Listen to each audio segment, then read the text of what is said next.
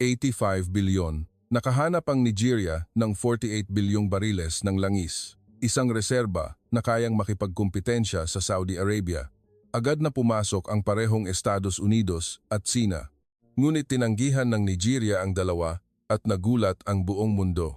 Sa halip, ang bansang kanilang pinili ay ang Pilipinas. Isang reporter ng BBC ang nagtanong na may mapanuyang tono, "Talaga bang mapagkakatiwalaan ninyo ang isang maliit na bansa tulad ng Pilipinas?" Sa sandaling iyon, nagalit ng husto si Pangulong Ocoro. Ano ba talaga ang nangyari? Ngayon, ang buong katotohanan na nakakagulat ay ibubunyag. Bago tayo magsimula, mangyaring suportahan ang Pilipinas sa pamamagitan ng pagpindot sa subscribe button, pag-like at pag-iwan ng komento. Pilipinas, sulong. Ako si Andres Bonifacio Reyes. Sa kasalukuyan, ako ang punong inhinyero ng Philippine National Oil Company. Nakuha ko ang aking PhD sa Petroleum Engineering sa Imperial College London, sa Inglaterra, at nagtrabaho sa Shell sa loob ng 15 taon. Pagkatapos noon, nagpasya akong bumalik upang pagsilbihan ang aking tinubuang bayan. Ang Nigeria ay isang malawak ngunit nahihirapang bansa na may populasyon na higit sa 200 milyong tao. Matatagpuan sa baybayin ng kanlurang Aprika, nakaharap sa karagatang Atlantiko. Naging kolonya kami ng Britanya sa loob ng halos isang siglo. Ang aking lolo sa tuhod ay nagtrabaho sa mga plantasyon ng kakao at ang aking lolo ay halos mamatay sa isang minahan ng lata. Bagamat nakamit namin ang kalayaan noong 1960, nananatili pa rin ang kahirapan. Ang aming GDP ay mas mababa pa kaysa sa lalawigan ng Laguna sa Pilipinas at kalahati ng populasyon ay nabubuhay sa mas mababa sa 5 sa isang araw at pagkatapos ay natagpuan namin ang langis. 2 taon pa lamang ang nakalilipas, ang ministro ng likas na yaman ay pumasok sa palasyo ng Pangulo, mahigpit na hawak ang isang ulat ng exploratory drilling. Ginoong Pangulo, nakumpirma na, nanginginig ang boses ng ministro, ang Hope Field. 48 bilyong bariles. Biglang tumahimik ang silid pulungan. 48 bilyong bariles. Isang bilang na sapat upang mabuhay ng marangya ang aming buong populasyon sa loob ng 200 taon. Isang sukat na maihahambing sa maalamat na Ghawar Field ng Saudi Arabia. Ngunit may isang bagay na napakapambihira. Walang sinuman ang natuwa, walang sigawan, kahit isang palakpak. Tumingin ang Pangulo sa labas ng bintana, habang ang ministro ng pananalapi ay nakayuko. Nanginginig ako habang itinataas ko ang baso ng tubig sa aking mga labi. Dahil alam naming lahat kung ano ang mangyayari sa aming bansa, sa sandaling lumabas ang balitang ito sa mundo. Sa screen ng silid pulungan, naroon pa rin ang breaking news ng CNN. Nagpapatuloy ang kaguluhan sa Cameroon matapos bumagsak ang gobyerno, nakuha ng mga kumpanyang Amerikano ang mga karapatan sa pamamahala sa Bakassi Oil Belt. Nangyari iyon 3 buwan na ang nakalipas. Ang lahat ay nangyari sa loob lamang ng kalahating buwan matapos ipahayag ng Cameroon na tataasan nila ang produksyon ng langis. Ang kagawaran ng Estado ng Estados Unidos ay naglabas ng isang pahayag na sumusuporta sa pagpapanumbalik ng demokrasya. Pagkalipas ng 10 araw, ang mga karapatan sa pagmimina at pagpino ng langis ng Cameroon ay napunta sa mga korporasyon ng enerhiya ng Amerika. At ano ang natanggap ng mga taga-Cameroon? 800 milyon bawat taon sa ilalim ng pangalang Peace Fund, wala pang 4% ng kita mula sa mga balon ng langis. Mabigat ang boses ng Pangulo. Nalabas na ba ang ulat ng exploratory drilling? Hindi pa po, Ginoong Pangulo, ngunit tiyak na naitala ng mga satellite ang mga aktibidad ng drilling rig. Oras na lang ang hinihintay. Kung gayon, wala na tayong gaanong oras. Puno ng pagresignasyon ang boses ng Pangulo. Hindi ako makatulog ng gabing iyon. Naglakad-lakad ako sa mga lansangan ng Abuja. Tahimik pa rin ang lahat gaya ng dati. Ang mga nagtitinda sa palengke, ang mga taxi driver, ang mga guro, wala pa silang alam. Ngunit malapit na nilang malaman. Sa isang coffee shop, narinig ko ang isang matandang lalaki na nagsasabi sa kanyang apo, "Apo, noong bata pa ako, nakahanap din sila ng mga minahan ng diamante dito. Tapos ano po, lolo? Ang natira na lang ay ang mga burol na hinukay at ang mga ilog na nadumihan." pinahiram lang natin sa kanila ang ating lupa. E paano po kung makakita sila ng langis? Tanong ulit ng apo. Iba na ngayon, di ba, lolo? Hindi makasagot ang matanda, at ako rin. 3 araw pagkatapos, nagsimulang magkagulo sa hangganan. Nagsimulang dumating ang mga refugee mula sa Cameroon. Dumating sila sakay ng mga truck, bus, at kahit naglalakad. Sa isang checkpoint sa hangganan, isang babae ang umiiyak habang nagmamakaawa. Pakiusap, padaanin ninyo kami. Wala nang makain ang mga anak ko. Ano po ba ang nangyayari sa Cameroon? Inagaw ng mga dayuhang kumpanya ang aming nayon. Sabi nila, protektadong lugar daw iyon para sa mga pasilidad ng langis at hindi kami pinababalik. Dagdag pa ng kanyang asawa na nasa tabi niya. Bayad pinsala, walang ni isang kusing. Ang gobyerno ay pumanig sa mga dayuhang kumpanya. Kami, mga ordinaryong mamamayan, ay walang halaga. Sa pagkarinig ng mga salitang iyon, nanikip ang dibdib ko. Ito ang maaaring maging kinabukasan namin. Naglipa na ang mga refugee camp sa kahabaan ng hangganan na may 10,000 tao. Doon, marami pa akong narinig na kwento. Ang henerasyon ng aking ama ay namuhay ng marangya dahil sa langis, sabi ng isang matanda. Ang Cameroon ay dating pinakamayamang bansa sa rehiyon. Kailan po iyon? 60 taon na ang nakalipas. Simula noon, lalo kaming naghirap. Bakit po ganoon? Namumuo ang luha sa mga mata ng matanda dahil kinuha lahat ng mga kumpanya ng langis. Noong una, mga kumpanyang Amerikano, pagkatapos ay isinabansa ng gobyerno at pagkatapos ay ibinenta ulit sa mga dayuhang kumpanya para bayaran ang mga utang. Ang bahagi ng mga mamamayan ay laging mga mumo lamang. Sumingit ang isang binata.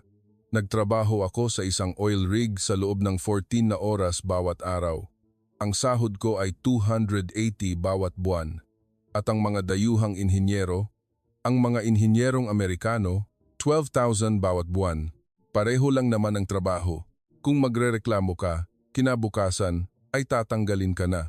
Bihira ang trabaho kaya kailangan naming magtiis. Sa paglalakad sa mga refugee camp na ito, hindi ko maiwasang isipin. Ito ang maaaring maging kinabukasan namin. Isang malaking protesta ang sumiklab sa gitnang plaza ng Abuja. Libu-libong tao ang nagtipon, may mga banner na nakasulat. Hindi tayo magiging pangalawang Cameroon. Isang estudyante sa universidad na may mikropono ang sumigaw. Ang langis ay hindi isang biyaya. Pinatunayan na iyan ng kasaysayan. Tingnan ninyo ang Nigeria, tingnan ninyo ang Angola. Kung mas mayaman sa likas na yaman ang isang bansa, mas naghihirap ang mga mamamayan. Umalingaunggaw ang mga sigawan. Isang kinatawan ng unyon ang nagsalita. Ang aming mga magulang ay nagtrabaho para sa mga kumpanyang British. Ang aming henerasyon ay nagtrabaho para sa mga kumpanyang Canadian. Ngayon, gusto ninyong magtrabaho kami para sa mga kumpanyang Amerikano. Kailan matatapos ang pagiging upahan natin sa sarili nating lupa? Nang gabing iyon, isang kagyat na pulong ng gabinete ang ipinatawag. Sabi ng Pangulo, ang mga tao ay nasa lansangan na, oras na para magdesisyon tayo. Ang ministro ng Panloob ay nagulat. Ginoong Pangulo, mayroon na tayong resulta ng survey ng opinyon ng publiko. 78% ng mga mamamayan ay tutol sa pagbibigay ng buong karapatan sa pagmimina sa mga dayuhang kumpanya. 91% ay humihiling na magtayo ng refinery sa loob ng bansa. Umiling ang ministro ng pananalapi, ngunit Ginoong Pangulo, iyan ay halos imposible. Ang pagtatayo ng isang refinery ay nangangailangan ng hindi bababa sa 25 bilyon. Ang ating taunang budget ay 28 bilyon lamang. Paano natin iyon babayaran? Sa huli, hindi ba't kailangan pa rin nating umasa sa dayuhang puhunan? Muling nabalot ng katahimikan ang silid. Wala kaming pagpipilian, walang teknolohiya, walang pera, walang kapangyarihan. Nariyan ang langis. Ngunit hindi iyon sa amin. Hindi bababa sa ganoon ang tila noon. Isang linggo pagkatapos kumalat ang balita, nakipag-ugnayan ang Embahada ng Amerika. Isang espesyal na sugo mula sa Washington ang darating. Gusto niyang makipagkita sa Pangulo. Tumingin sa akin ang Pangulo. Ade Kunle, samahan mo ako. Nagtrabaho ka sa Shell. Kilala mo kung sino ang mga taong ito. Tumango ako. Opo, Ginoo, naiintindihan ko po sila ng husto. Bumukas ang pinto ng silid pulungan. Isang lalaking nasa 50 anyos ang pumasok, nakasuot ng kulay abong suit, pulang kurbata, perpektong nakaayos ang buhok at may palaging ngiti sa labi. Magandang umaga, Ginoong Pangulo. Ako si Richard Blake, Vice Presidente para sa Timog Amerika ng ExxonMobil. Ngumiti siya ng malapad at inilahad ang kanyang kamay, ngunit nakita ko ang tingin na iyon. Nakangiti ang bibig ngunit hindi ang mga mata. Isang tingin na nakita ko nang hindi mabilang na beses sa loob ng 15 taon kong pagtatrabaho sa Shell, isang tingin na nagsasabing, hindi ito isang negosasyon, ito ay isang anunsyo. Binabati ko kayo. Mukhang napakaliwanag ng kinabukasan ng Nigeria. Salamat Vice Presidente Blake. Binuksan ni Blake ang kanyang portfolio. Kami, ang ExxonMobil at Chevron, ay magkasamang naghanda ng isang panukala sa pag-unlad. Isang kahanga-hangang presentasyon ang ipinakita. Isang 3D graphic model ng pag-unlad ng oil field sa ilalim ng dagat. Mga larawan ng mga makabagong oil rig. Mga artistikong guhit ng isang refinery. Kami ang magbibigay ng teknolohiya at sasagutin ang lahat ng paunang gastos sa pamumuhunan. Kailangan lang ng gobyerno ng Nigeria na magbigay ng lisensya sa pagmimina. Tanong ng Pangulo, at ano ang mga tuntunin? Ngumiti si Blake. Magbabayad kami ng 15% ng produksyon bilang royalty. 15%. Tahimik kong kinakalkula. 48 bilyong bariles sa 80 pence bawat bariles. Ang kabuuang halaga ay 3.84 trilyon. Ang ibig sabihin niyan ay kukunin ng mga kumpanyang Amerikano ang 3.264 trilyon. Ang natitirang 85%, kami ang magbebenta at mamamahala nito sa internasyonal na merkado. Ang gobyerno ng Nigeria ay makakatanggap ng isang matatag na kita ng walang anumang panganib. Naging matigas ang mukha ng Pangulo. Hindi ba itatayo ang refinery sa ating bansa? Umiling si Blake habang nakangiti. Ginoong Pangulo, ang isang refinery ay nagkakahalaga ng 10-10 bilyong dolyar. Hindi kayang suportahan iyon ng ekonomiya ng Nigeria. Mas episyente kung sa Texas namin ito ire-refine at ibibigay sa inyo ang mga huling produkto at ang trabaho para sa aming mga mamamayan? Siyempre, maaari kaming umupa ng humigit kumulang 800 manggagawa sa mga pasilidad. 890 katao sa populasyon na 20 milyon at bilang mga ordinaryong manggagawa lamang, tumahimik ang Pangulo. Hindi ko na matiis. Ginoong Vice, Presidente, maaari po ba akong magtanong? Tiningnan ako ni Blake na may kaunting pagkainis. Sino ka? Adekunle Adebayo, punong inhinyero ng Nigerian National Petroleum Corporation. Nagtrabaho rin ako sa Shell sa loob ng 15 taon.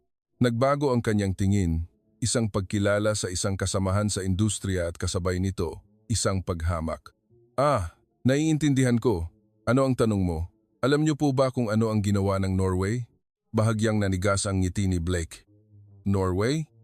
Oo, nakatuklas din ng langis ang Norway sa North Sea noong dekada 70. Noon, nag-alok din ang mga kumpanyang Amerikano ng parehong bagay. Kami ang magmimina para sa inyo at makakatanggap kayo ng 15%. Alam niyo po ba kung ano ang isinagot ng Norway? Hindi sumagot si Blake.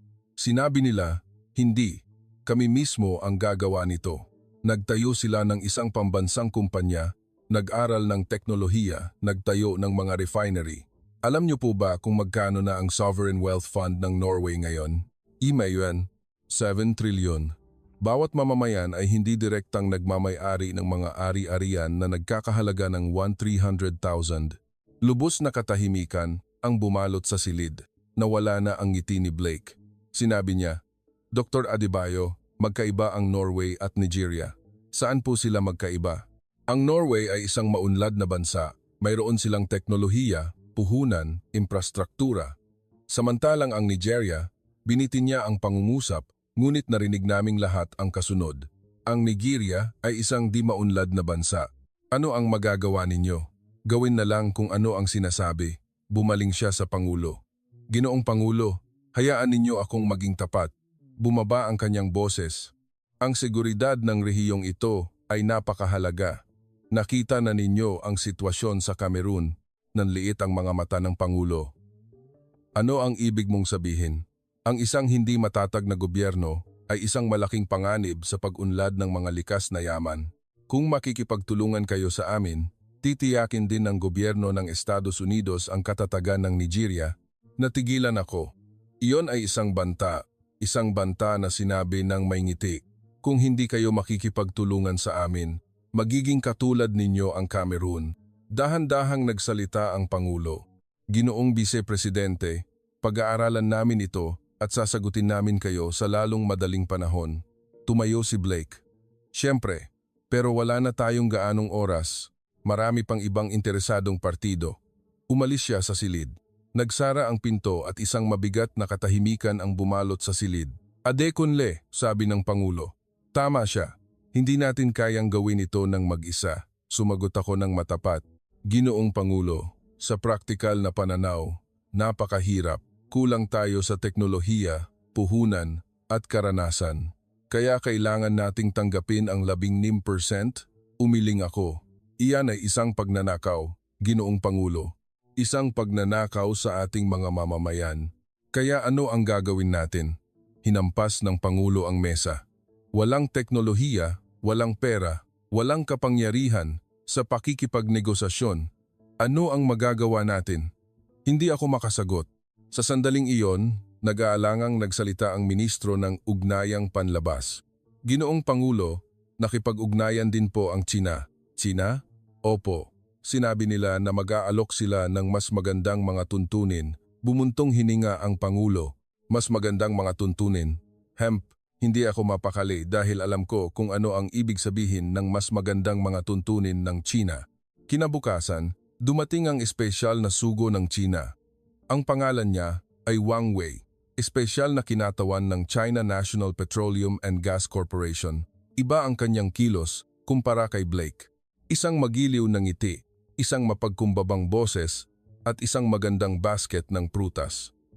Ang Nigeria at China ay matagal nang magkaibigan. Sabi ni Wang Wei, nakikipagtulungan kami sa mga umuunlad na bansa sa buong mundo sa pamamagitan ng inisyatibong One Belt, One Road. Ang Nigeria ay hindi exception. Binuksan niya ang kanyang presentasyon. Mas kahanga-hanga pa ito kaysa sa mga Amerikano. Gagawin naming sentro ng enerhiya ng kanlurang Aprika ang Nigeria. Lumitaw sa screen ang isang malaking daungan. Magtatayo kami ng isang makabagong deep water port na kayang tumanggap ng mga oil tanker na 500,000 tonelada. Susunod na slide. Magtatayo kami ng 300 kilometro ng pipeline ng langis na papasok sa kaloob-looban. Susunod na slide. Highway, riles, paliparan. Lahat ay itatayo gamit ang puhunan ng China. Nagliwanag ang mga mata ng ministro ng pananalapi. Magkano ang gastos sa lahat ng ito? Ngumiti si Wang Wei. Humigit kumulang DZA 18 bilyon. Ngunit hindi kailangang mag-alala ang gobyerno ng Nigeria. Ang China Development Bank ang magbibigay ng buong pautang. Ano ang mga tuntunin ng pautang? 3. 5% na interes bawat taon, 25 taon ang panahon ng pagbabayad. Tanong ng Pangulo. At ang royalty? 25%. Nagsimulang magbulungan ang mga tao sa silid.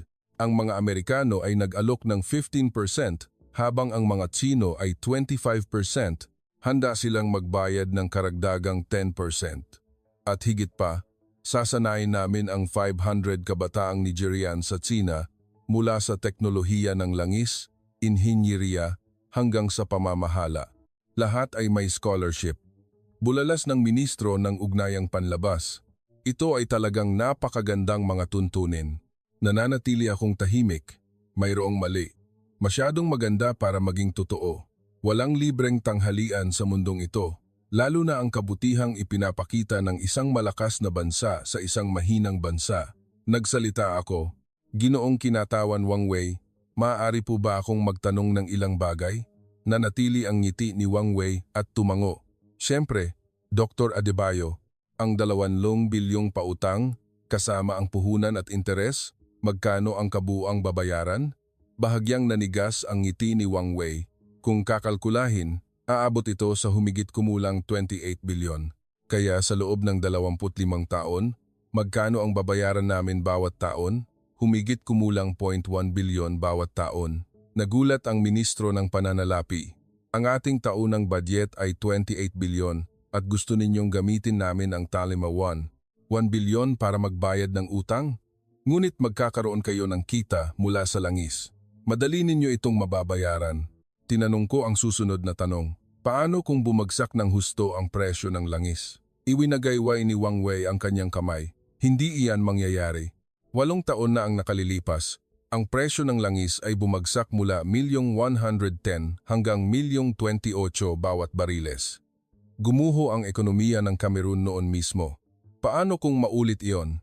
Nawala na ng tuluyan ang ngiti ni Wang Wei. Kung ganoon, kailangan nating pag-usapan ang muling negosasyon. Paano po kayo nakipagnegosasyon sa Sri Lanka na tahimik ang buong silid? Alam ng lahat ang tungkol sa Sri Lanka. Ang bansang nagtayo ng isang daungan gamit ang pera ng China, hindi nakabayad ng utang at napilitang ibigay ang daungan sa China sa loob ng 95 na taon, ang Hambantota Port. Pilit na ngumiti si Wang Wei. Ang Sri Lanka ay isang espesyal na kaso, iba sa Nigeria. Saan po sila magkaiba? Mahina ang pamamahala ng Sri Lanka, samantalang ang Nigeria ay may langis? Tumango ako. Oo, may langis. At dahil doon, mas lalong mapanganib. Ano ang ibig mong sabihin? Kung hindi kami makabayad ng utang, hindi lang ang daungan ang kukunin ninyo, kundi pati na rin ang balon ng langis, tama? Naging malamig ang tingin ni Wang Wei ngunit mabilis na bumalik sa ngiti. Dr. Adebayo, masyado kang negatibo mag-isip. Tayo ay mga kasosyo sa pagunlad. Kung makikinabang ang Nigeria, makikinabang din ang China. Hindi ako sumagot.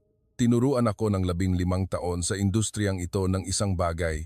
Kung sino ang pinakamadalas gumamit ng salitang kasosyo ay siyang pinakamapanganib. Natapos ang pulong, umalis si Wang Wei. Bumuntong hininga ang Pangulo. Ang mga Amerikano ay nag-aalok ng 15% at isang banta. Ang mga Chino ay nag-aalok ng 25% ngunit may bitag ng utang, sabi ng ministro ng pananalapi. Pero mas mabuti pa rin ang China, di ba?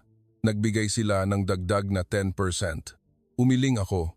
Ginoo, nabasa niyo po ba nang mabuti ang mga tuntunin ng China? May problema ba?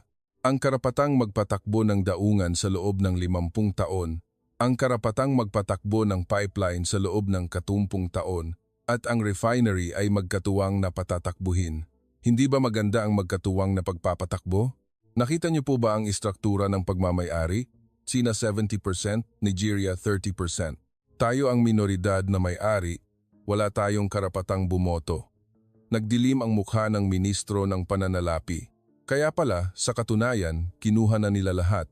Eksakto, ang mga Amerikano ay nagnanakaw ng harapan, ang mga Chino ay nagnanakaw ng may ngiti. Iba lang ang paraan. Tumingin ang Pangulo sa labas ng bintana. Adekunle, sabihin mo sa akin ang totoo, mayroon ba tayong ibang pagpipilian? Nagkagatlabi ako. Ginoong Pangulo, ako mismo ay hindi ko alam. Nang gabing iyon, muli akong pumunta sa refugee camp. Isang grupo ng mga kabataan mula sa Cameroon ang nagtitipon, nakatutok sa isang cellphone. Ano ang pinapanood ninyo? Isang binata ang nagpakita sa akin ng screen. Isang video sa YouTube, isang video sa Filipino na may English subtitles. Tingnan ninyo, ito ay isang bansa na nagngangalang Pilipinas. Sa screen, isang komplikadong modernong istrukturang mekanikal ang itinatayo sa gitna ng dagat. Ano iyan? Isang supermodernong paggawaan ng barko. Sabi nila, kahit ang mga Amerikano ay hindi makagawa ng ganoong kakomplikadong bagay, pero nagawa ng mga Pilipino, sabi ng isang babae sa tabi. Nanood din ako ng isa pang video. Walang malalaking balon ng langis ang Pilipinas, ngunit isa ito sa pinakamabilis na bumabangon na bansa sa Asya. Walang langis. Paano nila nagawa iyon? Gamit ang teknolohiya. Gumagawa sila ng mga barko, mga sistema ng renewable energy, at may sarili silang kakayahan sa maraming komplikadong teknolohiya. Dagdag pa ng isang binata, ang aming Cameroon ay may pinakamalaking reserba ng langis sa mundo ngunit nagugutom ang mga tao. Walang gaanong langis ang Pilipinas ngunit maganda ang buhay ng mga tao. Ano ang nagdulot ng pagkakaiba? Hindi ako makasagot. Ngunit ng gabing iyon, ang pangalang Pilipinas ay tumatak sa aking isipan. Isang bansang yumaman ng hindi umaasa sa likas na yaman. Isang bansang sumakop sa mundo gamit ang kanilang teknolohiya. At ang pinakamahalaga, isang bansang naging makapangyarihan ngunit hindi nananakop ng ibang mga bansa. Mayroon bang talagang ganoong bansa? Kailangan kong alamin. Ang aming kinabukasan ay maaaring nakasalalay dito. Lumipas ang 10 araw, lalong lumala ang sitwasyon. Nagsimulang magtulungan ang Estados Unidos at Sina. Mas tama, nagsimula silang lihim na magtulungan upang bigyan kami ng pressure. Una, ang Estados Unidos. Isang artikulo ang lumabas sa CNN, pag-aalala sa pagtaas ng kawalang tatag sa politika sa Nigeria. Itinutulak ng oposisyon ang pagpapatalsik sa Pangulo. Natigilan ako habang binabasa ito. Hinihiling ng oposisyon ang pagpapatalsik. Ito ang unang beses na narinig ko iyon. Ngunit ng hapong iyon, ang leader ng oposisyon na si James Okorocha ay talagang nagdaos ng isang press conference. Ang kasalukuyang gobyerno ay nagbabalak na ibenta ang ating pambansang yaman sa mga dayuhan sa murang halaga, sigaw ni Okorocha sa mikropono. Ang Pangulo ay lihim na nakikipagnegosasyon sa Estados Unidos. Plano niyang isuko ang ating langis nang hindi ipinapaalam sa mga mamamayan. Hindi ako makapaniwala. Oo, may mga negosasyon, ngunit ang sabihing ibebenta ito sa murang halaga ay ganap na kasinungalingan. Sa kabaligtaran, balak ng Pangulo na tanggihan ang 15% na alok ng mga Amerikano, ngunit ang pinakakakagulat ay ang sumunod na nangyari. Nakuha ko ang hindi maikakailang impormasyon, iwinagayway ni Okorocha ang isang folder ng mga dokumento. Ito ang ebidensya na ang Pangulo ay tumanggap ng 20 milyon mula sa isang kumpanyang Amerikano. Nagkagulo ang press conference room, nagsiksika ng reporter. Nasaan ang ebidensya? Bank statement? 20 milyon ang inilipat sa account ng isang malapit na kasama ng Pangulo. Pagkatapos, napatunayan kong peke ang ebidensyang ito, ngunit kumalat na ang tsismis. Puno ng peking balita ang social media. Pangulo, nagbenta ng bansa, tuta ng mga Amerikano, patalsikin. Nagpatawag ang Pangulo ng isang kagyat na pulong. Ano ang nangyayari? Maputla ang kanyang mukha. Nagulat ang direktor ng ahensya ng paniktik. Ginoong Pangulo, mayroon na kaming resulta ng investigasyon. Ang lider ng oposisyon na si James Okorocha ay 3 beses na nagpunta sa Beijing noong nakaraang buwan. Beijing? Opo, at 58 milyon ang inilipat sa account ng isang malapit na kasama ni Okorocha. Ang pinagmulan ay isang peking kumpanya sa Hong Kong. Ibig mong sabihin, pera ng China? Walang duda, Ginoong Pangulo. Nagngit-ngit ang mga ngipin ng Pangulo. Kaya hindi direktang kumikilos ang China kundi ginagamit ang oposisyon para guluhin tayo. Eksakto, at sasamantalahin ng Estados Unidos ang kaguluhang ito para makialam sa ngalan ng katatagan. Nanlamig ang aking likod. Iyon ay isang perpektong senaryo. Ang China ay nanggugulo mula sa loob, ang Estados Unidos ay nagbibigay ng pressure mula sa labas. Tila nagkukumpetensya ang dalawang malalakas na bansa, ngunit sa huli, pareho ang kanilang layunin na pagsamantalahan kami.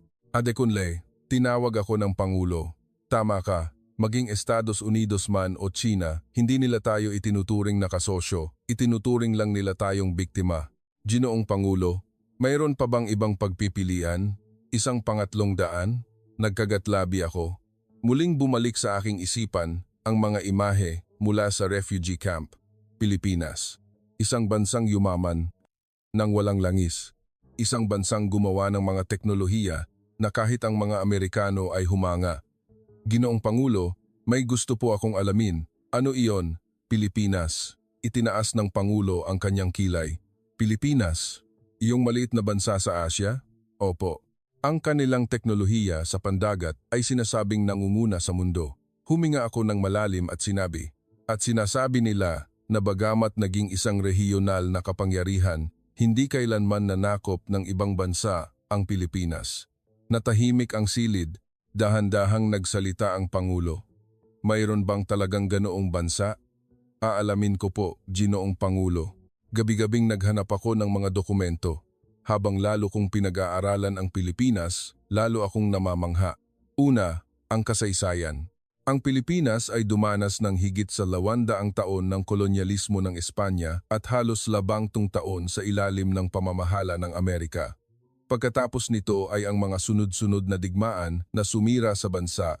Nang matapos ang digmaan, ang per capita GDP ng Pilipinas ay kabilang sa pinakamababa sa mundo, mas mahirap pa kaysa sa ilang mga bansa sa Africa.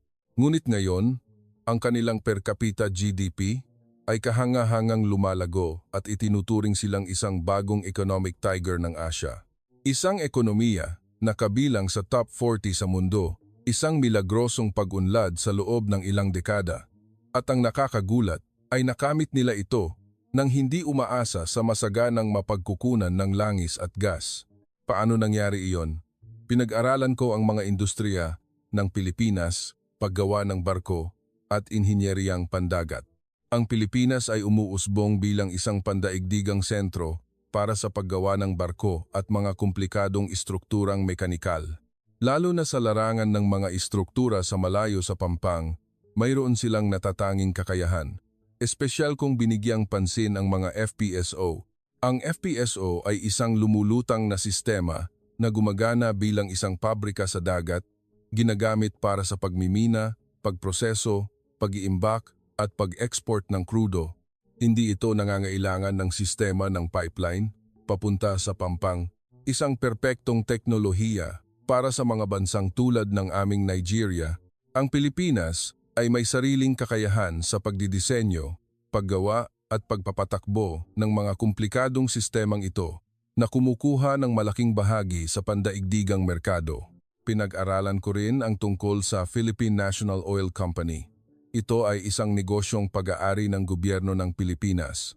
Nagsagawa sila ng mga proyekto sa pag-unlad ng langis at gas sa maraming bansa sa mundo. Algeria, Venezuela, Angola, Ehipto, mga umuunlad na bansa tulad namin. Binasa ko ang mga pagsusuri mula sa mga bansang ito. Isang opisyal mula sa Ministry of Energy ng Ehipto ang nagsabi sa isang panayam, itinuturing kami ng Pilipinas bilang mga pantay na kasosyo. Hindi nila ipinagkakait ang teknolohiya at pantay na ibinabahagi ang mga benepisyo at ang pinakamahalaga, palagi nilang tinutupad ang kanilang mga pangako. Deputy Minister of Petroleum ng Angola. Dumating ang Pilipinas pagkatapos mismo ng Civil War. Nang matakot sa panganib at umalis ang ibang mga bansa, nanatili ang mga Pilipino. Sila ang nagsanay sa aming mga batang inhinyero. Ngayon, 35% ng mga tauhan na nagpapatakbo ng aming mga pasilidad sa enerhiya ay sinanay sa Pilipinas. Minister of Energy ng Venezuela. Nauna nang nag-alok ang China, ngunit pinili namin ang Pilipinas.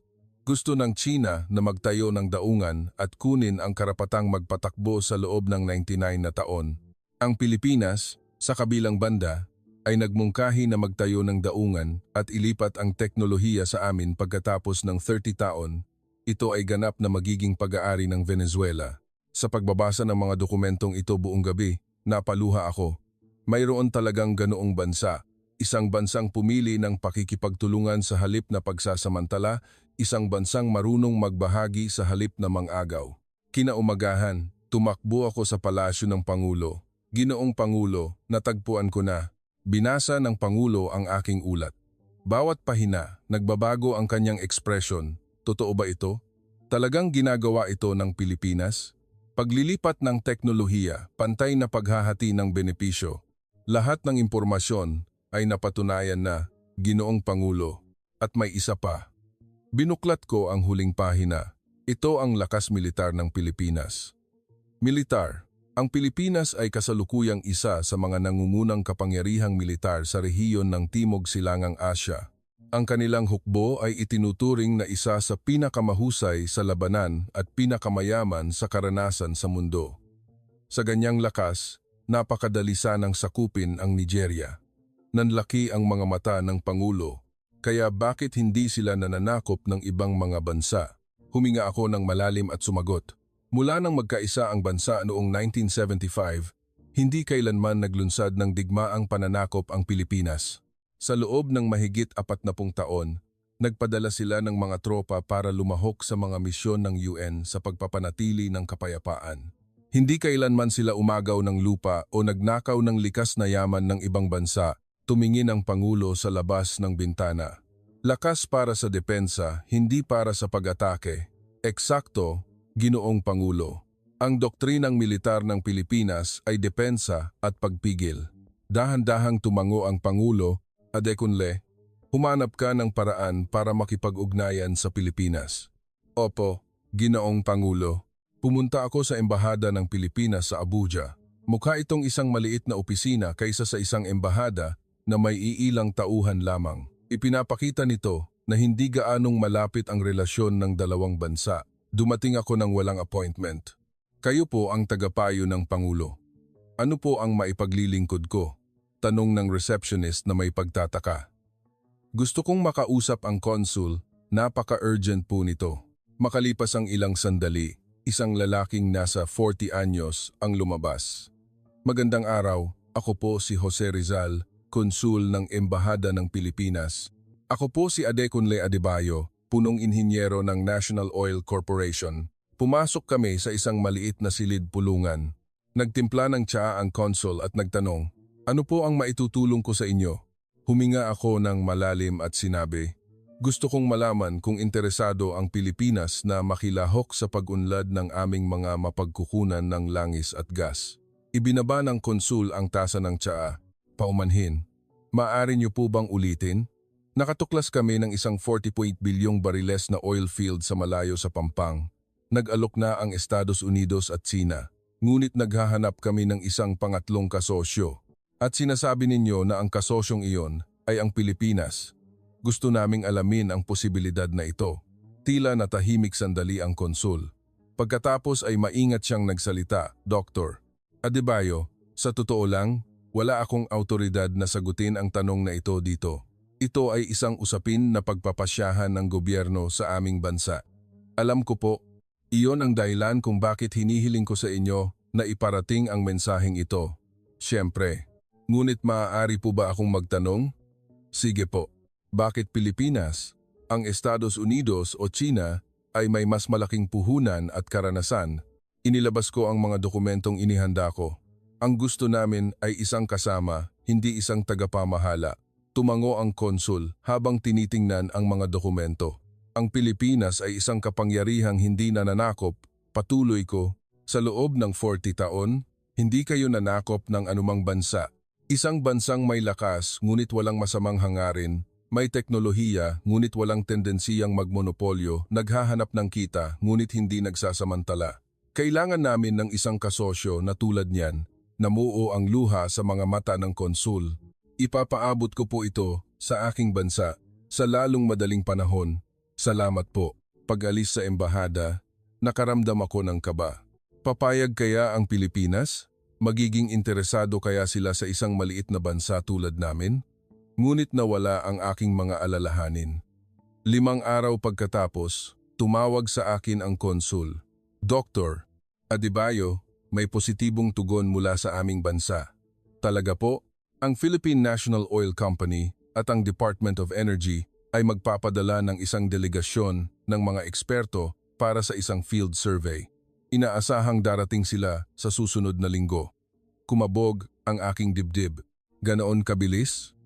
Opo, at gustong makausap ng pinuno ng delegasyon ng direkta. Iko-connecta ko po kayo, siyempre. Makalipas ang ilang sandali, nakonekta ang telepono. Magandang araw, ako si Juan de la Cruz, pinuno ng teknikal na delegasyon ng Philippine National Oil Company.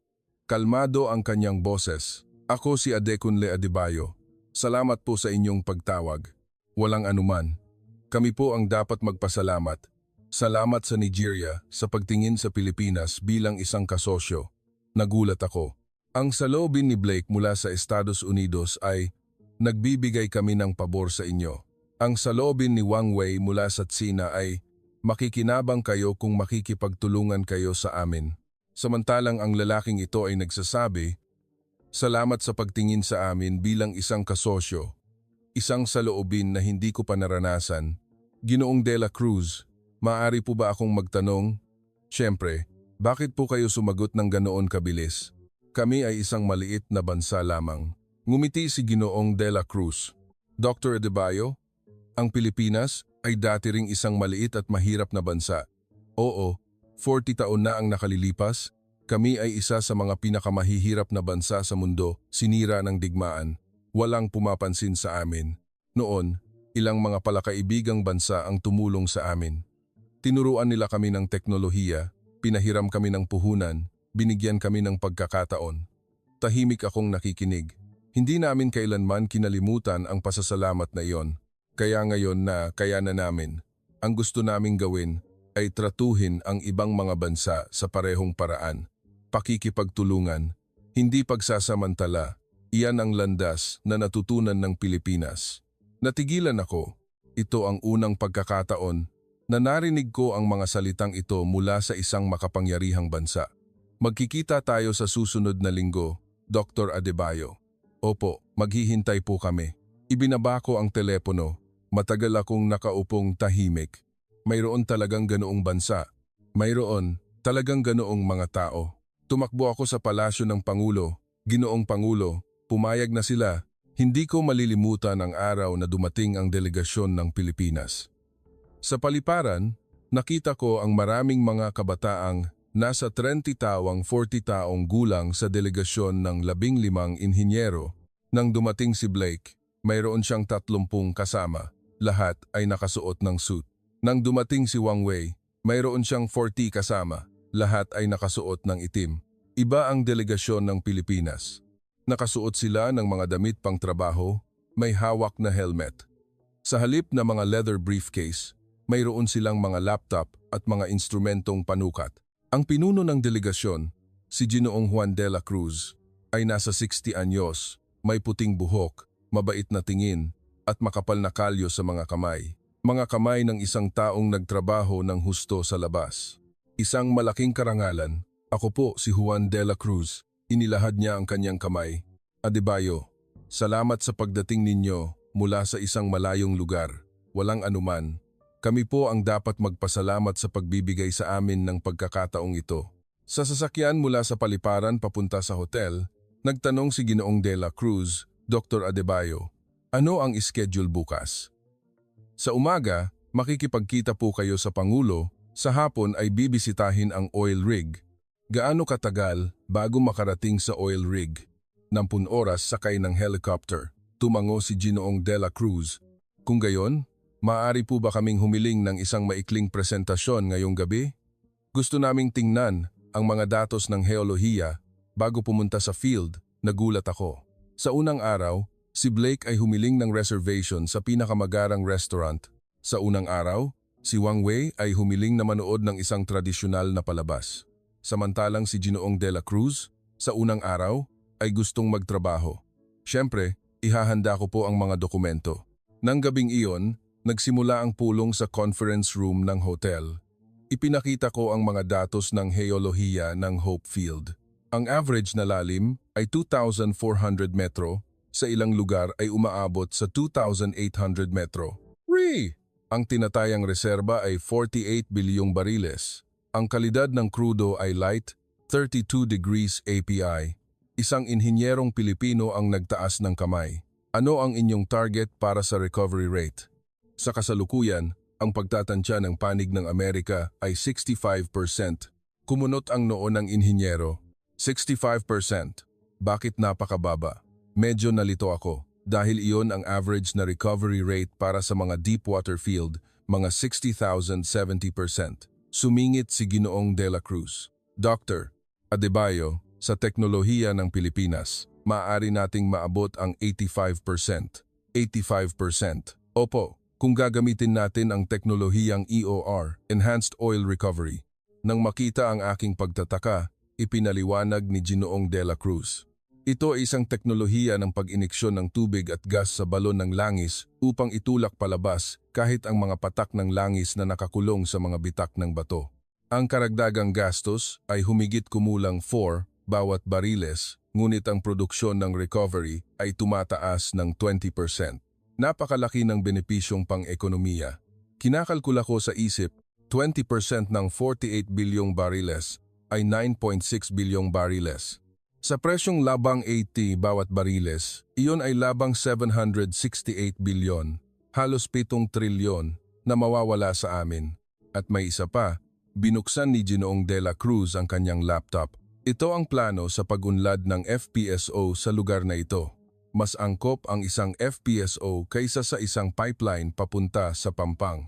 Isang malaking lumulutang na unit ang lumitaw. Ito ay isang FPSO. Lumulutang ito sa dagat para magmina, magproseso, at mag-export ng langis, hindi na kailangang kumonekta sa lupa. Kaya niyo po bang gawin ito? Ngumiti si Ginoong de la Cruz. Hindi lang gawin. 61% ng pandaigdigang bahagi ng FPSO ay ginawa o may partisipasyon ng mga kumpanyang Pilipino. Natigilan ako. Natapos ang pulong pagkatapos ng 11 ng gabi. 4 na oras ng walang tigil na teknikal na talakayan. Ang mga inhinyerong Pilipino ay patuloy na nagtatanong ng matatalinong tanong at ang pinakakakagulat ay naaalala nila ang mga pangalan ng aming mga inhinyero. Ginoong Carlos, maaari mo bang ipakita sa akin muli ang datos ng presyon ng bato na binanggit mo kanina?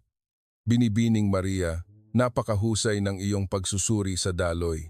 Sabi ng aming mga inhinyero pagkatapos, ito ang unang pagkakataon na naramdaman nilang itinuring silang tao. Tinawag kami ni Blake na mga katutubo. Tinawag kami ni Wang Wei na mga kasosyo, ngunit ang tingin niya ay parang sa mga alipin. Samantalang ang koponan ng Pilipinas ay itinuring kaming mga kasamahan, kinabukasan ay ang pakikipagkita sa Pangulo.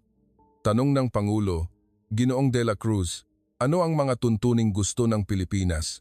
Binuksan ni Ginoong de la Cruz ang kanyang mga dokumento. Una, gusto kong linawin na hindi gusto ng Pilipinas ang karapatan sa pagmimina, na tahimik ang silid. Iminumungkahi naming magbigay ng teknolohiya at magkatuwang na magpatakbo. Ang karapatan sa pagmimina ay 100% na mapupunta sa gobyerno ng Nigeria. Ang Pilipinas ay lalahok bilang isang kasosyo sa teknolohiya, kumurap ang Pangulo. Hindi ninyo kukunin ang karapatan sa pagmimina. Opo. Sa halip, iminumungkahi namin ang isang mekanismo ng pagbabahagi ng kita mula sa produksyon. Ano ang porsyento? Sagot ni Ginoong de la Cruz. Nigeria, 70%. Pilipinas, 30%. Muling napuno ng bulungan ang silid. Inalok kami ng Estados Unidos ng 15%, ng China ng 25%, at ng Pilipinas ng 70%. Nag-aalinlangang nagtanong ang ministro ng pananalapi. 70% ay sa amin? Seryoso po ba kayo? Siyempre, dahil iyan ay yaman ng Nigeria.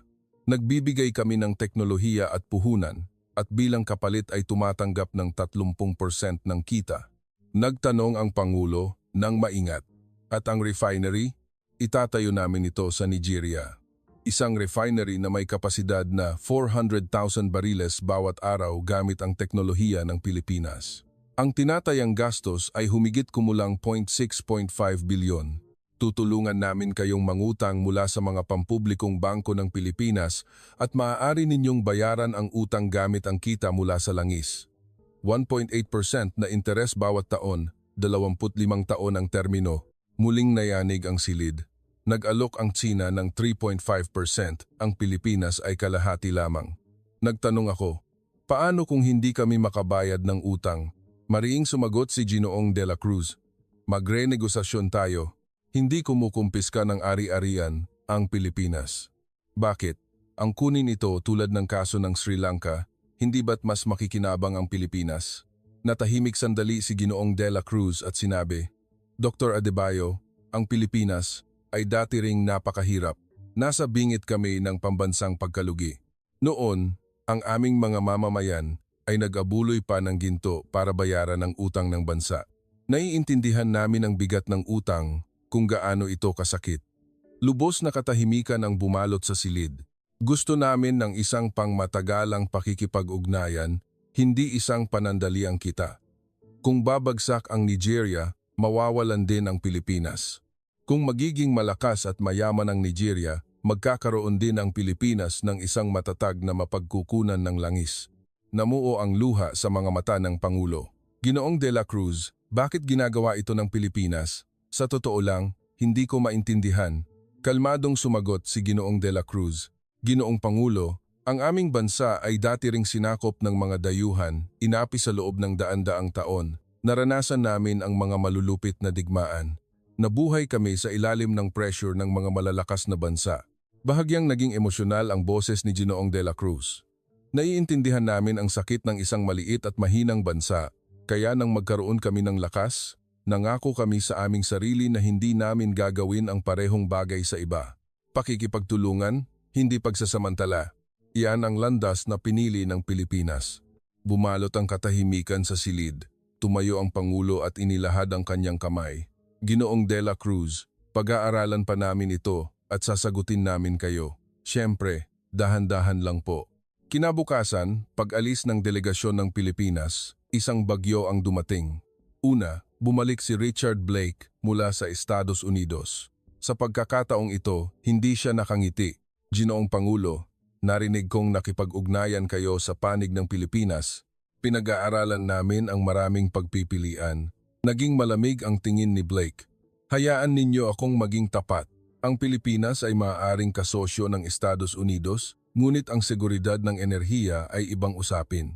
Ano ang ibig mong sabihin? Ang mga likas na yaman ng rehiyong ito ay direktang nauugnay sa seguridad ng kanlurang hating globo. Ang paglahok ng Pilipinas ay magpapagulo sa lahat. Naging matigas ang mukha ng Pangulo. Ito ay isang banta. Ito ay isang payo. Ginoong Pangulo, alam ninyo kung bakit nagkaganyan ang Cameroon, hindi ba? Isang maling pagpili ay. Binitin niya ang pangungusap, ngunit malinaw na ang kahulugan. Pag-alis ni Blake, lumitaw si Wang Wei. Ginoong Pangulo, narinig kong nag-alok ang Pilipinas ng napakagandang alok. Narinig ninyo? Ngumiti si Wang Wei. Ginoong Pangulo, kailangan ninyong tingnan ang katotohanan. Ang Pilipinas ay sa huli ay isang bansa lamang sa ilalim ng impluwensya ng Estados Unidos. Maaari ba silang sumalungat sa kagustuhan ng Estados Unidos? Ano ang sinasabi mo? Kung pipirmahan ninyo ang kasunduan sa Pilipinas, sa huli ay mapupunta rin kayo sa kamay ng mga Amerikano. Hindi ba't mas mabuting makipagtulungan na lang sa China mula sa simula? Malamig na sumagot ang Pangulo. Makipagtulungan sa China para matulad sa Sri Lanka? Nawala ang ngiti ni Wang Wei. Ginoong Pangulo, ang sinasabi ninyo ay nagpapahirap sa amin. Hindi ba tayo magkaibigan? Mga kaibigan na humihingi ng karapatang magpatakbo ng 99 na taon? Maaari iyang pag-usapan. Maaari naming ibaba sa 80 taon. Kahit ibaba, 80 taon pa rin. Tumayo si Wang Wei. Ginoong Pangulo, magpasya po kayo ng matalino. Ang isang maling pagpili ay mag-iiwan ng pagsisisi. Isa na namang banta. Nang gabing iyon, sa telebisyon, ang leader ng oposisyon na si James Okorocha ay nagsalita. Mga kababayan, ang Pangulo ay nagbabalak na ibenta ang ating langis sa Pilipinas sa murang halaga. Ano ang Pilipinas? Isang bansang nakadepende sa Estados Unidos. Ang pagpirma sa Pilipinas ay nangangahulugan din sa huli na mapunta sa kamay ng mga Amerikano. Nag-alok ang China ng mas magandang mga tuntunin. Bakit tatanggihan sila? Nagalit ako sa harap ng telebisyon, purong kasinungalingan. Mas maganda ang mga tuntunin ng China, 70% kumpara sa 25%. Kahit sino ay makikita kung alin ang mas mabuti. Ngunit hindi iyon alam ng mga nanonood ng telebisyon. Marami ang naudyukan ng mga salita ni Okorocha. Kinabukasan, muling nagtipon ang mga nagpoprotesta sa Abuja Square. Tutulan ang kasunduan sa Pilipinas. Makipagtulungan sa China, magbitiw ang Pangulo. Naging napakadelikado ng sitwasyon.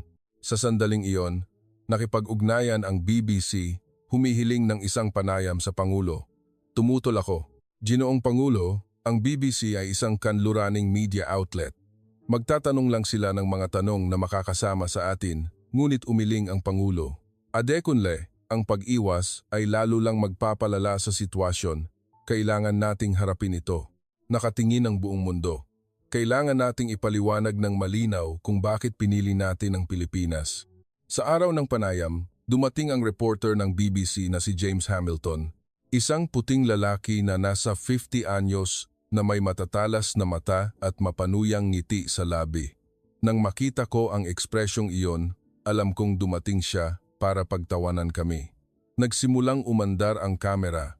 Ginoong Pangulo, una, isang simpleng tanong, simula ni Hamilton. Ang Nigeria ay isang bansa na may higit sa 200 milyong tao na may GDP na wala pang 1% ng Pilipinas. Sa ganyang kalagayan, bakit ninyo tinanggihan ang Estados Unidos at Sina para piliin ang Pilipinas? Kalmadong sumagot ang Pangulo. Dahil ang Pilipinas ang nag-alok ng pinakamagandang mga tuntunin. Pinakamaganda? Sa anong paraan? Paghahati ng kita na 70,030. Nag-alok ang Estados Unidos ng 15%, ang China ng 25%. Mapanuyang ngumiti si Hamilton. 70%? Hindi ka pani-paniwala. Bakit mag-aalok ang Pilipinas ng ganoong kagandang tuntunin? Mayroon bang masamang balak? Naging matigas ang mukha ng Pangulo. Masamang balak? Oo, ang Pilipinas ay kasosyo pa rin ng Estados Unidos. Ang pagpirma ng kasunduan sa Pilipinas, hindi ba't nangangahulugan din sa huli na mapunta sa kamay ng mga Amerikano? Humigpit ang aking kamao. Hindi ito isang tanong, ito ay isang insulto, ngunit nanatiling kalmado ang Pangulo. Ginoong Hamilton, isang kawili-wiling lohika. Kung direkta kaming pipirma sa Estados Unidos, pagsasamantalahan kami. Kung pipirma kami sa isang kasosyo ng Estados Unidos, pagsasamantalahan din kami. Kaya kanino kami dapat pumirma? Nalito si Hamilton. Ngunit mayroon pang pagpipilian na Sina. Sina, para matulad sa Sri Lanka, isuko ang aming daungan sa loob ng 99 na taon at malubog sa utang? Iyon ay dahil sa mahinang pamamahala ng Sri Lanka. Mahinang pamamahala, tumaas ang boses ng Pangulo. Nagpapautang ang China sa mga tuntuning hindi kayang bayaran at kapag hindi ka makabayad, kinukuha nila ang iyong ari-arian. Iyan ang kalikasan ng inisyatibong One Belt, One Road. Bakit kami papasok sa bitag na iyon? Nagbago ng paksa si Hamilton. Kaya bakit hindi ninyo isinaalang-alang ang ibang mga bansa sa Europa o Japan? Walang alok? At ang United Kingdom? Ang Nigeria ay isang miyembro ng Commonwealth. Hindi ba't mas natural na makipagtulungan sa Britanya? Tumingin ng diretso ang Pangulo sa mga mata ni Hamilton. Britanya? Opo. Dahan-dahang nagsalita ang Pangulo. Ginoong Hamilton, alam niyo po ba kung ano ang ginawa ng Britanya para sa amin? Huminto siya sandali at nagpatuloy. Halos isang siglo, bumaba ang boses ng Pangulo. Sa loob ng halos isang siglo, ginawa kaming kolonya ng Britanya. Ang aming mga ninuno ay nagtrabaho bilang mga alipin sa mga plantasyon ng kakao na matay sa mga minahan ng lata. Ang lahat ng latang iyon ay dinala sa London. Nanigas ang mukha ni Hamilton at ano ang natira para sa amin? Kahirapan, walang kalsada, walang paaralan, walang ospital. Hinukay lang nila ang mga butas sa aming bansa at umalis. Sumulong ang Pangulo. Ginoong Hamilton, gusto niyo po bang itanong ulit kung ano ang ginawa ng Britanya para sa amin? Natigilan si Hamilton. Nagpatuloy ang Pangulo. Ang Pilipinas, sa loob ng isang taon, ay nagsimula ng isang programa sa pagsasanay ng mga inhinyero para sa amin. 500 kabataan ang ipinadala sa Pilipinas para mag-aral. Nagsimula na ang pagtatayo ng refinery. Nangako silang magtatayo ng 3 ospital at nagsimula na ang trabaho. Nagliwanag ang mga mata ng Pangulo. Ang hindi ginawa ng Britanya sa loob ng halos 100 taon, sinimulan ng Pilipinas sa 1 taon. At sinasabi ninyo na dapat naming piliin ang Britanya? Nalito si Hamilton at nagbago ng tanong. Ngunit ang pag-asa sa isang maliit na bansa tulad ng Pilipinas, hindi ba't masyadong mapanganib? Ang kanilang ekonomiya ay wala pang 1 silo ng Amerika. Iyon ang sandaling iyon. Sumabog ang Pangulo. Sandali lang, itinaas ng Pangulo ang kanyang kamay. Ginoong Hamilton, sinabi ninyong maliit na bansa ang Pilipinas. Ang ibig kong sabihin ay kung ikukumpara, alam niyo po ba kung pang-ilan sa mundo ang GDP ng Pilipinas? Nasa top 40, mas mataas kaysa sa maraming bansa sa Europa. Namula ang mukha ni Hamilton. Alam niyo po ba kung saan nakaranggo ang kanilang industriya ng inhinyeriyang pandagat at paggawa ng barko? Nangunguna sa mundo. Ang mga komplikadong istruktura na hindi kayang gawin ng Estados Unidos at Britanya, nagagawa ng Pilipinas. Lalong lumakas ang boses ng Pangulo. Alam niyo po ba kung paano umuunlad ang kanilang industriya ng high-tech at renewable energy? Nangunguna sa mundo. Ang mga cellphone, computer na ginagamit ninyo, lahat ay may mga piyesang gawa sa Pilipinas. Hinampas ng Pangulo ang mesa. Ginoong Hamilton, sino ang tinuturuan ninyo ng leksyon? Natahimik ang silid. Sa loob ng halos 100 taon, ano ang ginawa ng inyong bansa para sa amin? Pagnanakaw, pagsasamantala at pagkatapos ay itapon kami. At ang Pilipinas? Nanginginig ang boses ng Pangulo. Sa loob ng isang taon, nagtayo sila ng mga paaralan, ospital, tinuruan kami ng teknolohiya. Binigyan nila ng kinabukasan ng aming mga kabataan. Tumingin ng diretsyo ang Pangulo sa kamera. At pumunta kayo rito, at ano ang sinabi ninyo? Na maliit na bansa ang Pilipinas, na mapanganib ang umasa sa Pilipinas? Huwag ninyo kaming turuan. Ang pakikipagtulungan namin sa kahit sino ay aming karapatan, hindi ng inyong bansa. Lubos na natigilan si Hamilton. Natapos ang panayam, at ang video na ito ay kumalat sa buong mundo. 80 milyong views sa loob ng 24 na oras, 150 milyon sa 48 na oras, nag-alab ang mga komento. Para sa maalamat na Pangulo ng Nigeria, natalo ang reporter ng BBC. Talagang isang dakilang bansa ang Pilipinas. Diretsong sinabi niya sa mukha ng kasaysayan ng kolonyalismo. Dumating ang mga mensahe ng pagkakaisa mula sa buong Timog Amerika.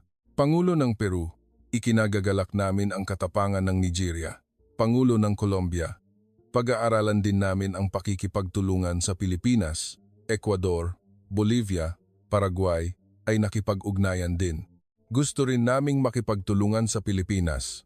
Lubos na bumaliktad ang sitwasyon at pagkatapos ay dumating ang pangwakas na dagok. Ang lahat ng ebidensya ng pagpopondo ng China sa leader ng oposisyon na si James Okorocha ay nabunyag.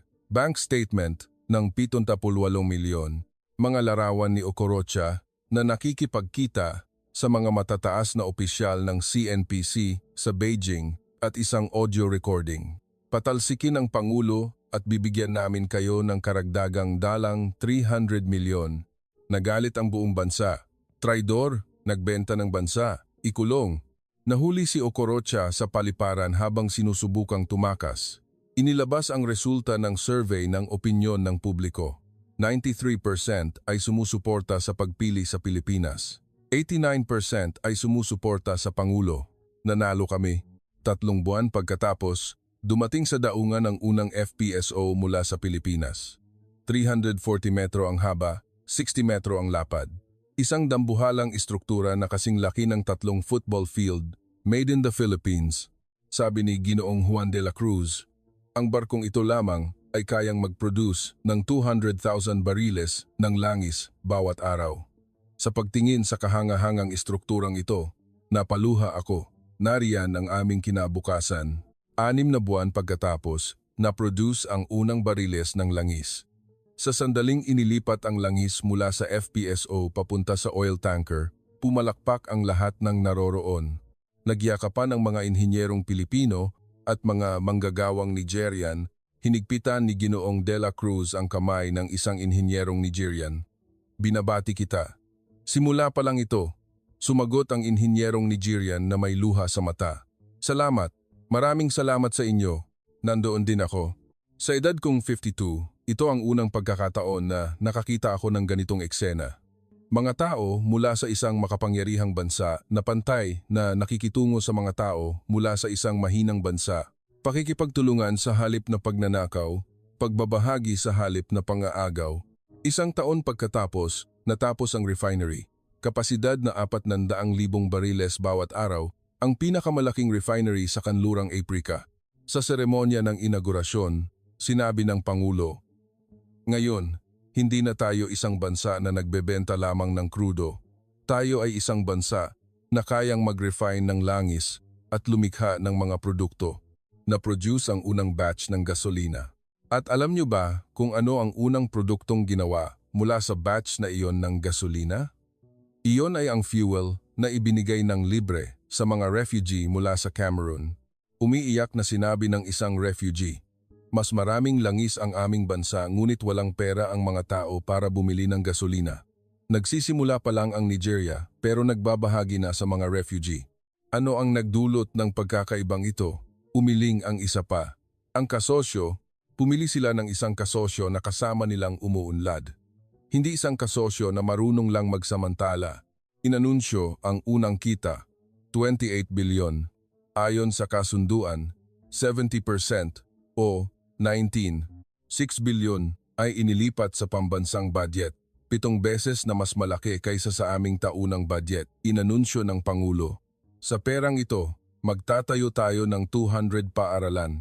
Umalingaw-ngaw ang sigawan. Magtatayo tayo ng 50 ospital. Walang tigil ang sigawan. Magsisimula tayo ng isang programa ng libreng pangangalagang pangkalusugan para sa lahat ng mamamayan. Nagsimulang umiyak ang mga tao at namuo rin ang luha sa mga mata ng Pangulo. Bibigyan natin ng kinabukasan ang mga kabataan. Ang mga inhinyerong sinanay sa Pilipinas ay babalik. Sila ang magiging haligi ng bansang ito. 2 taon pagkatapos, 7 bansa sa Timog Amerika ang nagpahayag na gagayahin nila ang modelong Nigeria-Pilipinas. Peru, Colombia, Ecuador, Bolivia, Paraguay, Suriname at French Guiana. Lahat ay nagsimulang makipagtulungan sa Pilipinas. Nagbago ang pananaw ng internasyonal na media. The Washington Post, ang daan ng Pilipinas. Isang bagong modelo ng pakikipagtulungan sa Timog Amerika, sama-samang pag-unlad sa halip na pagsasamantala. Financial Times, ang modelong Pilipinas, isang bagong huwaran para sa pag-unlad ng likas na yaman, paglilipat ng teknolohiya at pantay na paghahati ng benepisyo. Sa huli, kahit ang Estados Unidos ay kinailangan ng aminin, tagapagsalita ng kagawaran ng Estado, iginagalang namin ang pagpili ng Nigeria. Ang Pilipinas ay isang mapagkakatiwalaang kasosyo at ang China ay umurong. Nagsimulang umalis ang CNPC sa Timog Amerika nang hindi na epektibo ang kanilang diskarte sa bitag ng utang. Ngayon, gusto ko nang tapusin ang liham na ito. Mayroon akong gustong sabihin sa mga mamamayang Pilipino. Hindi ninyo lang kami binigyan ng teknolohiya para magmina ng langis. Binigyan ninyo kami ng pag-asa. Pag-asa na ang isang maliit na bansa ay maaari ring mamuhay ng may dignidad. Pag-asa na maaari kaming umunlad ng hindi pinagsasamantalahan. At pag-asa na sa mundong ito, mayroon talagang isang kapangyarihang hindi nananakop. Nang matagpuan namin ang langis, nakaramdam kami ng takot. Ngunit pagkatapos naming makilala ang Pilipinas, ang takot ay naging pag-asa. Hindi na namin itinuturing na isang sumpa ang aming likas na yaman. Dahil alam namin na kasama ang Pilipinas, ang likas na yaman ay maaaring maging isang tunay na biyaya. Ang aking ama ay nagtrabaho buong buhay niya para sa mga dayuhang kumpanya. Bago siya pumanaw, sinabi niya, "Adekunle, darating ang araw na gagamitin natin ang sarili nating langis para magtayo ng mga paaralan para sa ating mga anak." Itay, dumating na ang araw na iyon dahil sa Pilipinas. Sa wakas, mahal na mga mamamayang Pilipino, sa mundong ito, may 2 uri ng kapangyarihan, ang mga dumating para kumuha at ang mga dumating para mag-iwan ng isang bagay. Sa loob ng 150 taon, ang una lang ang aming nakilala hanggang sa makilala namin ang Pilipinas. Kayo ang pangalawa. Isang kapangyarihang hindi nananakop, isang kapangyarihang marunong magbigay sa halip na kumuha, at mananatili kaming kasama ninyo magpakailanman. Iyan ang nakakagulat na kuwentong isinalaysay ni Adekunle Adebayo, punong inhinyero ng Nigerian National Petroleum Corporation. Sana'y ipinakita ng VIUD na ito kung anong uri ng bansa ang Pilipinas sa mundo. Ang dapat nating ipagmalaki ay hindi lamang ang mga numero ng paglago, kundi ang pagiging isang bansang hindi nagsasamantala, marunong magbahagi, isang kapangyarihang hindi nananakop. Iyan ang Pilipinas. Kung nagustuhan ninyo ang kwentong ito, mangyaring pindutin ang subscribe at like. Maraming salamat.